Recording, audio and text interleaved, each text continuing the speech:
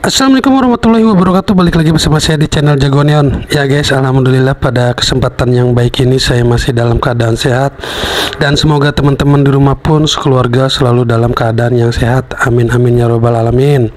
Ya guys, jadi pada kesempatan yang baik ini saya mau mereaksi yang semalam kita tonton sama-sama ya. Mungkin teman-teman pecinta sepak bola tanah air juga pasti nonton juga ya. Tadi malam pertandingan antara timnas Indonesia U17 melawan timnas Mali U17 yang dimenangkan oleh timnas Mali dengan skor tipis 2-1. Ya guys, jadi nggak apa-apa kalah karena kita tahu kualitas Mali itu memang udah sangat hebat ya. Di salah satu tim dari Afrika ini memang sangat hebat, luar biasa permainan bolanya itu.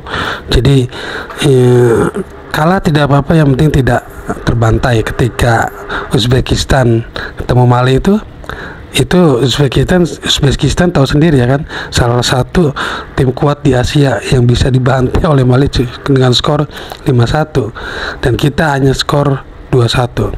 Jadi oke, tanpa banyak bicara lagi, yuk kita sama-sama saksikan video berikut ini. Dan lolos, sikat! Sekarang kuasai bola, sikat! Oh, luar biasa, baik sekali besar. Sebuah shooting! Itu sayang tadi. Também esse processo de desenvolvimento, de estímulo, de assimilação do nosso modelo de jogo, e ajuda bastante, com certeza.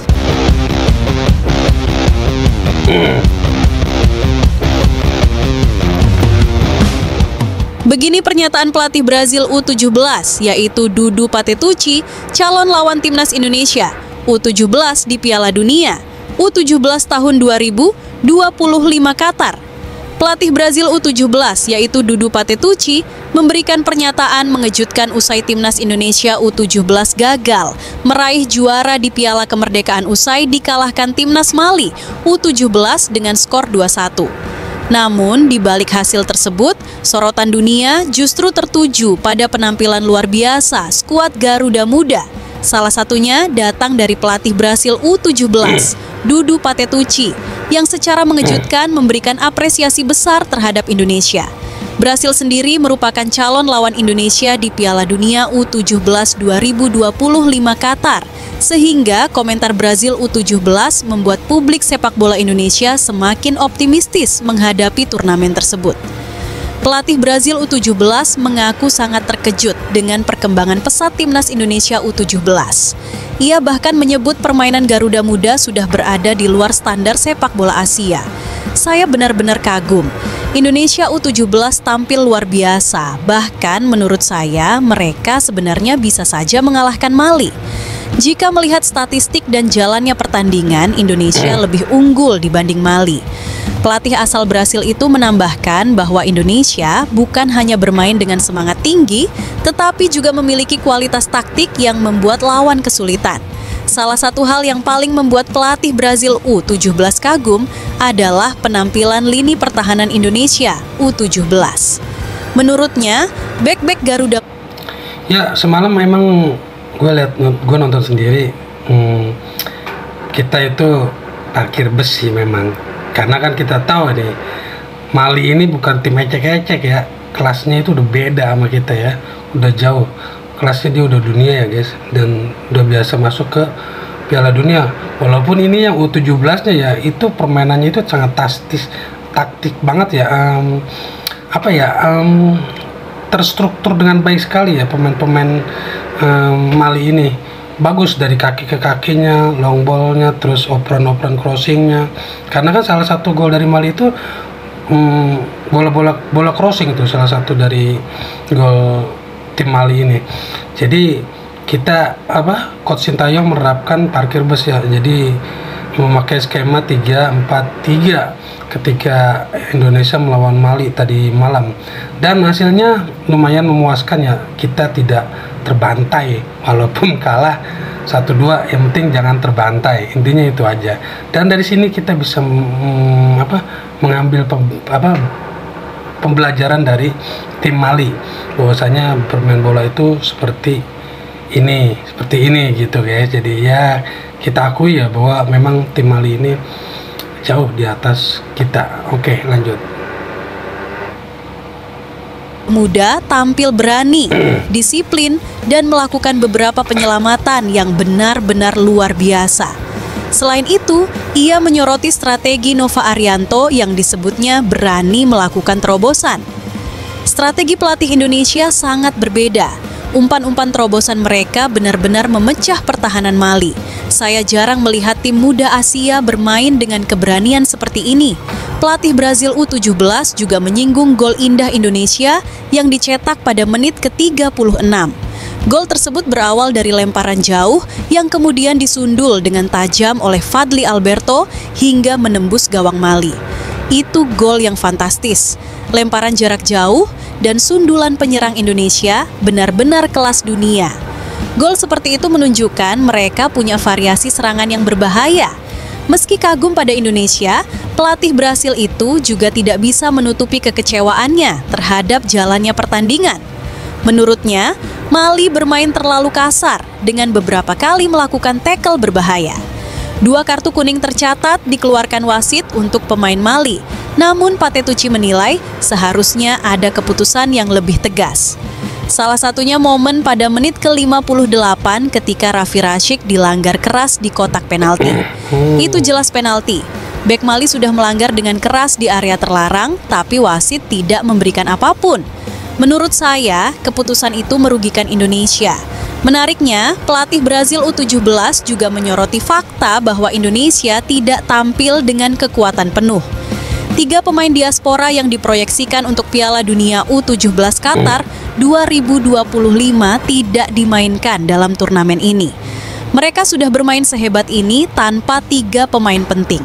Bayangkan nanti di Qatar, dengan skuad penuh, Indonesia bisa jadi lawan yang sangat berbahaya. Bagi saya, level Indonesia sudah bukan lagi Asia. Mereka pantas bermain di Piala Dunia U17 dan saya yakin akan membuat kejutan besar di Qatar.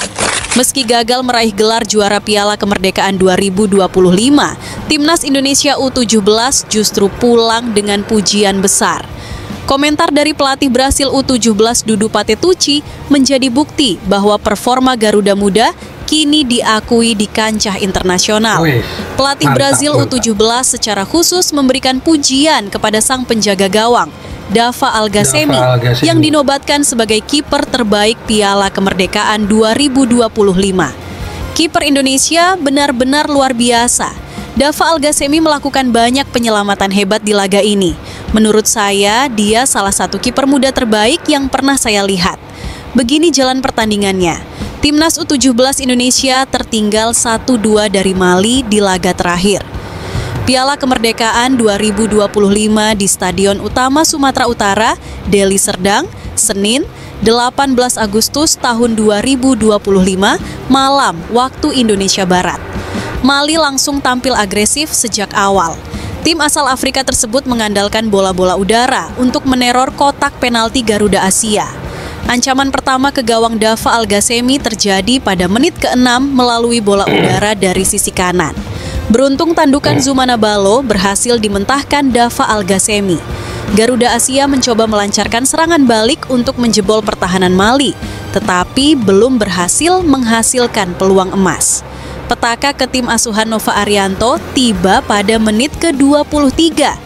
Zumana Balo yang berdiri di antara 2 bek tengah Garuda Asia sukses melompat lebih tinggi menyambut umpan silang dari sisi kiri. Zumana tanpa ampun langsung menanduk bola ke gawang yang tidak mampu dijangkau Dava Algasemi. Mali unggul 1 gol dan makin bersemangat mengontrol pertandingan. Tim tamu kembali mengamuk, kali ini melalui tendangan jarak jauh Seydou Dembélé pada menit ke-35.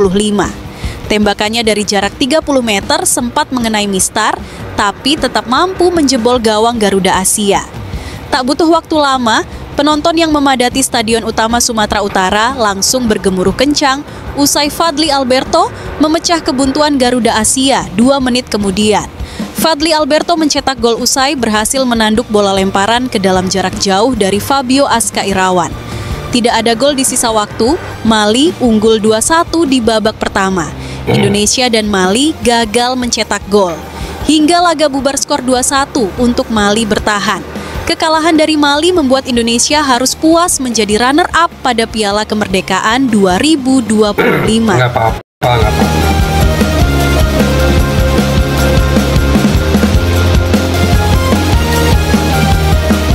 Berita kedua, begini pernyataan media Malaysia, yaitu Makan Bola, yang memberikan pernyataan mengejutkan usai pertandingan final Piala Kemerdekaan 2025 antara Timnas Indonesia U17 versus Timnas Mali U17.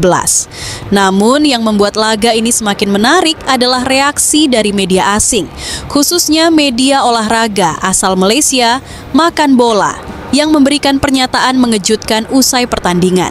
Dalam ulasan pasca laga, media Malaysia tersebut mengaku sangat terkejut sekaligus kagum dengan permainan Indonesia U17 yang tampil begitu matang melawan salah satu tim muda terkuat dari Afrika. Dalam analisisnya, Makan Bola menulis bahwa penampilan Indonesia U17 di laga final tidak terlihat seperti tim kelompok usia belia, melainkan layaknya tim senior yang sudah terbiasa bermain di level tinggi. Apa yang diperlihatkan Indonesia U17 menentang Mali sungguh menakjubkan. Mereka bermain dengan organisasi pertahanan yang solid, disiplin lini tengah, serta penyerang yang bekerja keras bukan hanya untuk menyerang, tetapi juga membantu pertahanan. Ini sesuatu yang jarang dilihat dalam sepak bola kelompok umur.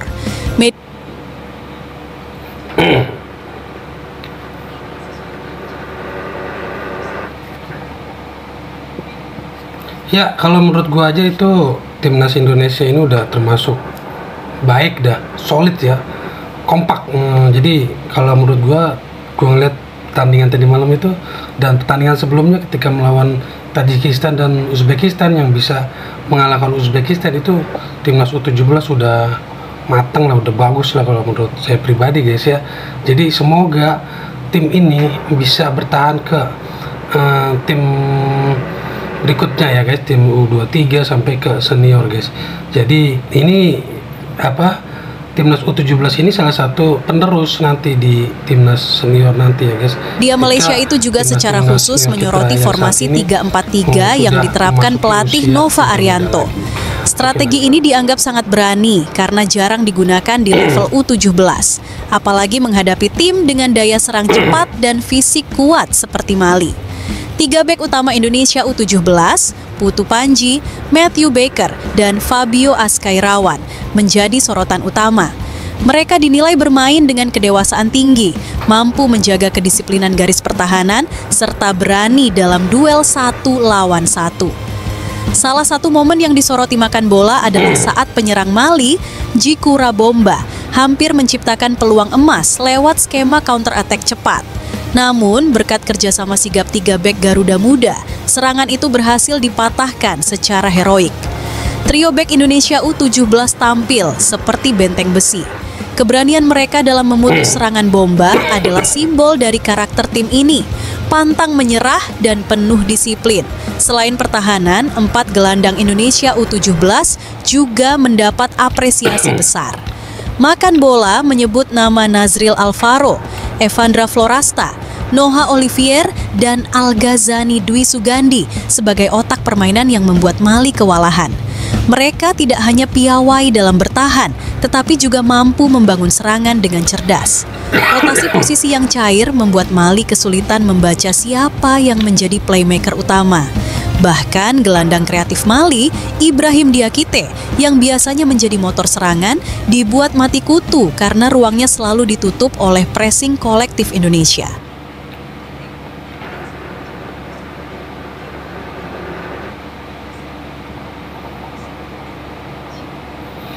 Ya, memang cukup baiklah pertahanan Indonesia tadi malam ketika melawan Mali ya. Jadi tidak terlalu banyak kebobolan ya guys, karena Mali ini memang salah satu tim kuat dari Afrika Selatan. Oke guys, sekian dulu video kali ini. Jadi gimana menurut teman-teman tentang timnas U17 kita yang semalam hanya mendapatkan juara 2 di Piala Kemerdekaan di ketika Indonesia merdeka 17 Agustus 1945 ini. Jadi Piala Kemerdekaan ini untuk ajang persiapan timnas U17 ketika nanti bertanding di FIFA World Cup atau Piala Dunia U17 di Qatar nanti, guys. Jadi seperti itu. Oke ya, sekian dulu video kali ini. Jangan lupa jika suka dengan video kali ini, bagikan ke sosial media teman-teman, dan jangan lupa like dan subscribe channel Jagoan Neon. Akhir kata, wassalamualaikum warahmatullahi wabarakatuh.